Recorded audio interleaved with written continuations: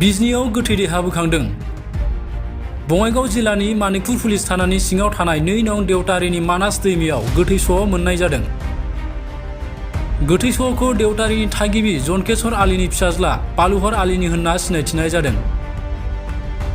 रुंसारि पालुहर आलीनि खर' आरो गोदोनायाव जखम जानायनि रोखा नेरसोन थानायनि उनाव जायगानि सुबुंफोरा सोरबा दुथाङा बुथारना गालांनायनि सन्देह खालामदों। रुंसारि पालुहर आलीया थांनाय मैयानिफ्रायनो गोमानानै दंमोन। गुबुन गुबुन जायगायाव नागिरनायनि उनावबो पालुहर आलीनि देहाखौ नागिरना दिहुननो हायाखैमोनब्लाबो पालुहर आलीनि जि जोमखौ सानाव मानास दैमानि रुगुङाव मोननाय जादोंमोन।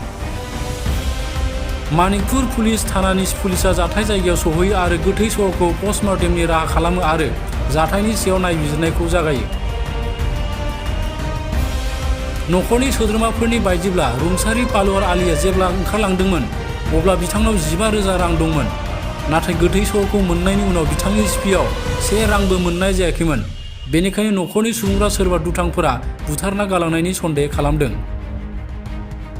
बे समाव रुंसारि पालुहर आलीनि लोगोआ खौरां बिजोङाव मा फोरमायदों फै मिथिना लानि।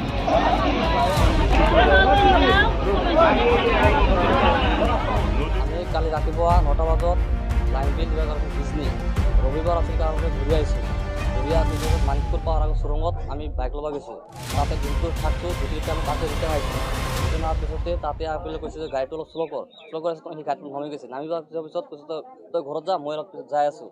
যাৰ পিছত মই আকৌ ৰিটাৰ্ণ আহি ঘৰত আহি କହିলোঁ যে অহা নাই, কাকটো অহা নাই। কিন্তু মানুহ গ'ল খুজি গ'ল পোৱা নাই। পোৱাৰ পিছতে আকৌ আমি গ'লো কালকে গ'লো ফাংচনত ফোন মাৰছিল, কয় যে ঘৰত অহা নাই। আকৌ ৰিটাৰ্ণ আহিলোঁ, তাৰ পিছত খুজিছোঁ, তাতে গৈছোঁ। তাতে কৈছোঁ আমি তোমাৰ দেখা পাইছিলোঁ, মানুহটো অলপ পিছত ইয়াতে গুচি গ'ল। তাৰপিছত নাই আৰু তাৰপিছত ৰাতিপুৱা নদীত গৈছোঁ। তাৰপিছত হাফ পেণ্ট এটা পালোঁ, চেণ্ডেল পালোঁ, চিকৰ পালোঁ, ভিৰি পালোঁ। তাৰপিছত আমি চবে নদীত নামিলোঁ। নামাৰ পিছতে খোজকাঢ়ি কৰি তাৰপিছত আগত তাত চিলদুৱাৰী তাতে পালোঁ এটা লংগি পোৱাৰ পিছতে তাৰ লাষ্টটো পালোঁ। তার নাম ফুলওয়ার আলী। হত্যা করছি, মার্ডার করছি।